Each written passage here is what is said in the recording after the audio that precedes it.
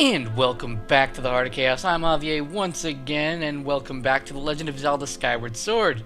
In the last episode, we started off the temple and made our way to these right and left doors to raise the water level, get the map, and get a key that would allow us to finish the temple. We've about hit, I'd say, the halfway mark.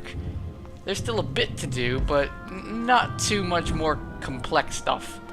I guarantee you the hard part of the temple, I'd say, is over. But, with that, we've reached the next hub.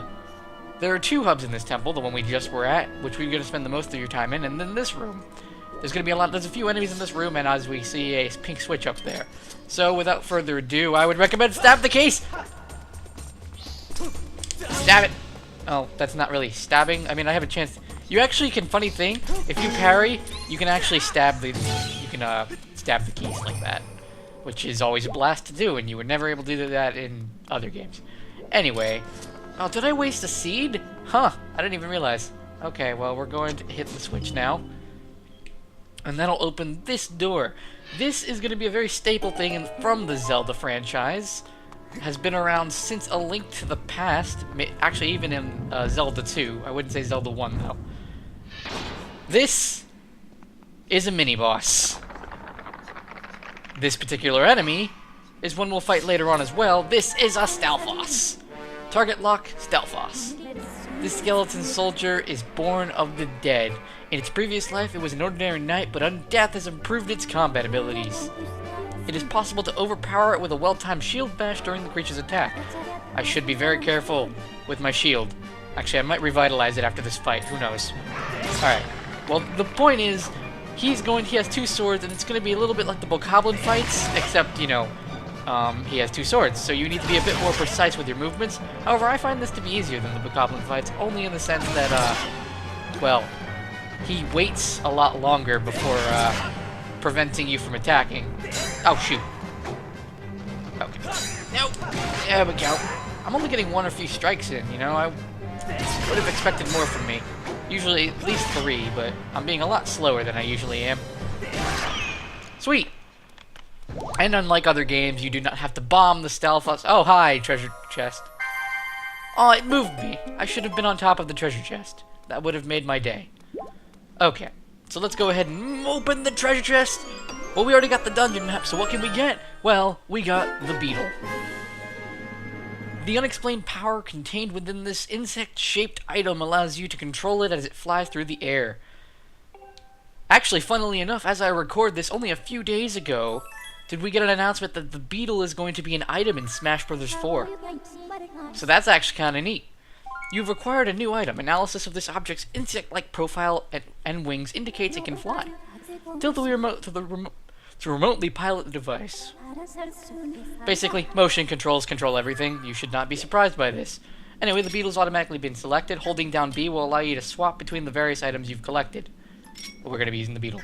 As you can see, the door outside has not opened yet, so what are we going to use? The beetle! Aim up above, and you can control it pretty simply. It can cut through webs, but if it gets hit, it will die and come back to you.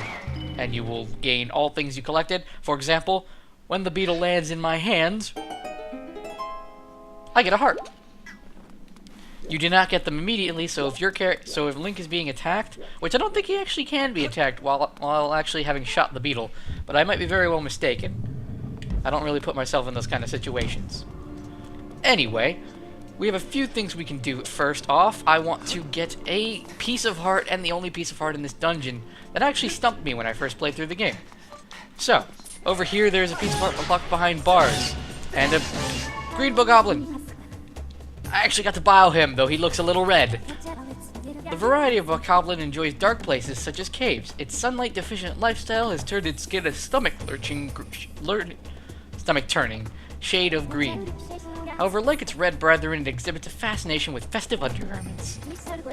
Christmas must be very fun with Bokoblins. Aw, she can't tell if I'm good at fighting them, though. I'm pretty sure I was about to kill him anyway. She should have just given me strong to begin with. Anyway, what we're going to want to do here is we're going to want to aim the beetle up above and fly it up here. Now, the beetle, oddly enough, is one of those upgradable items, though it doesn't really...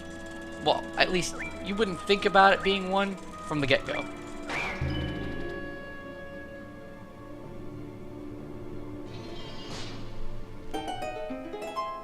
Happy days. I don't know why I didn't decide to talk through that, but whatever. We got another piece of heart. We have just one more before we can gain our next heart container. There are a total of six heart containers and 24 pieces of heart if I haven't gone over this already. Where am I going? Oh, yeah. There are a few side paths over here that you can use the beetle to collect various treasures. However, they are not really required, nor do they provide too much of a reward. So what we're going to want to do is we're going to want to send the beetle... Then I go the right way? No, this looks like it might be the wrong direction. This isn't treasure. I just say it's not required, and here I am sending my beetle through it. He hit a mushroom. Contrary to popular belief from playing Mario games, those are keys. Mushrooms are not good for your health. Why did the keys just fly over here and then leave? I feel very offended. Alright, so let's go ahead and ignore the box because it's just going to be a little annoying. We're going to want to go in here. There's going to be a few Dekubabas here. You can kill them if you want, but, well, I missed, even though I was kind of trying. That'll open the way forward. This is the way you want to go. Because you can't go... There's a locked door in this room that you need a key to go through. And, well, this is the only actual way you can go. So we'll jump down here, and as you can see, there is no way back! But we are in a room filled with water, and as we all know, with water-filled rooms, we might be raising the water level. Though it's not the water temple, which people seem to hate for some reason.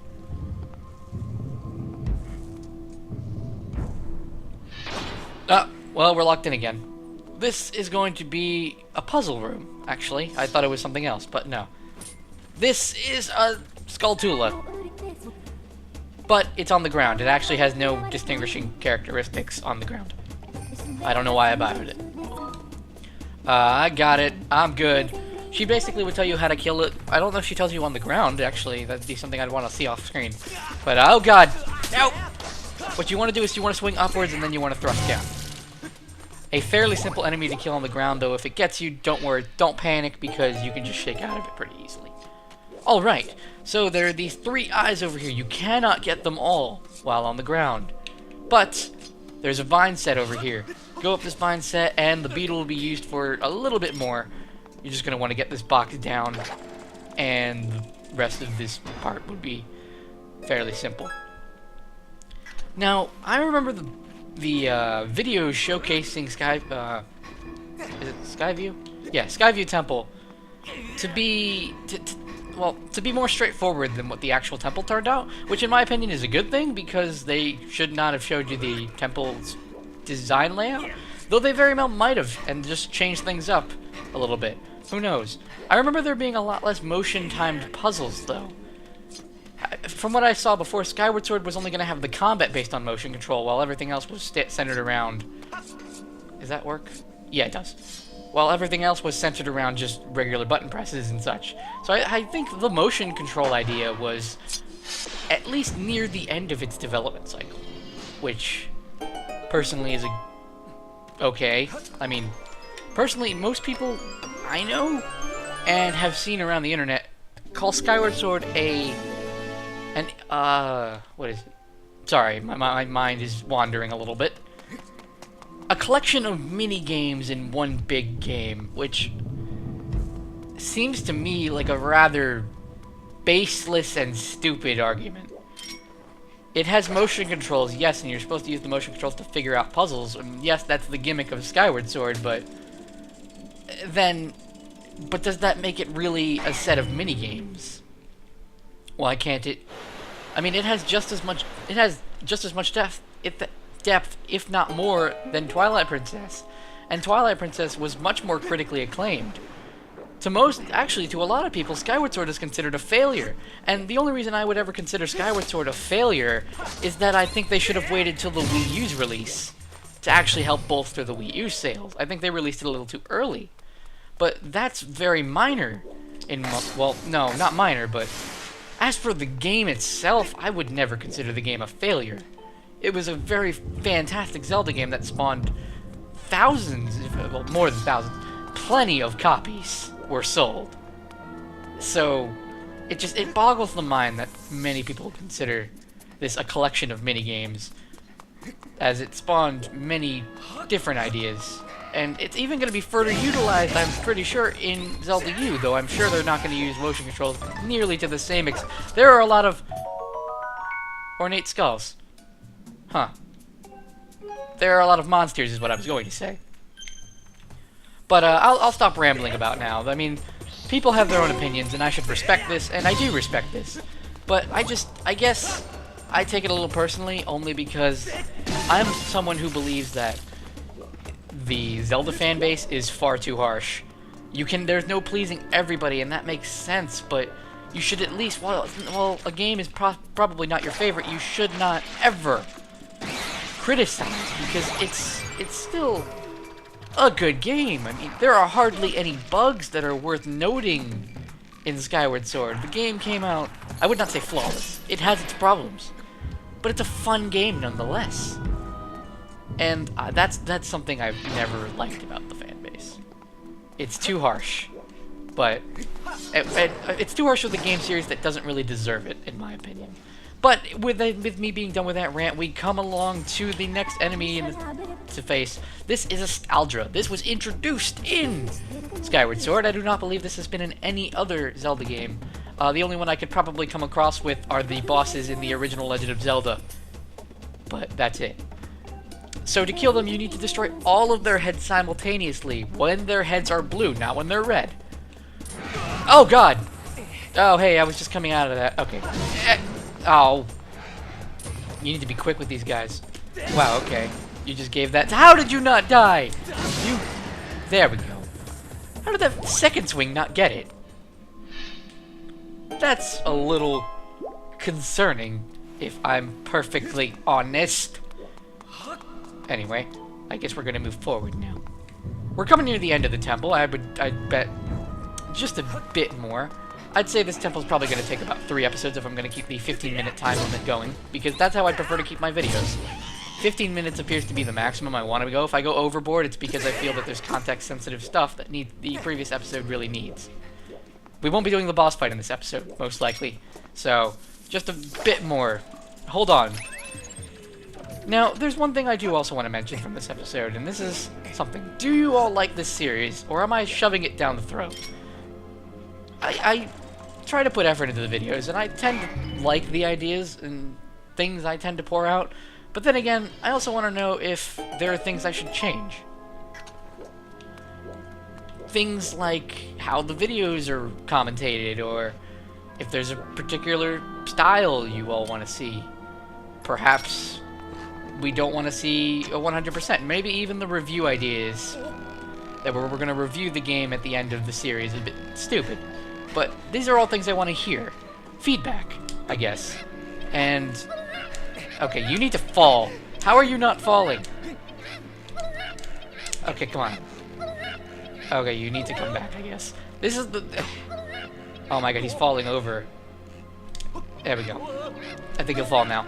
There we go. I killed a bokoblin, and that took a lot longer than it should have.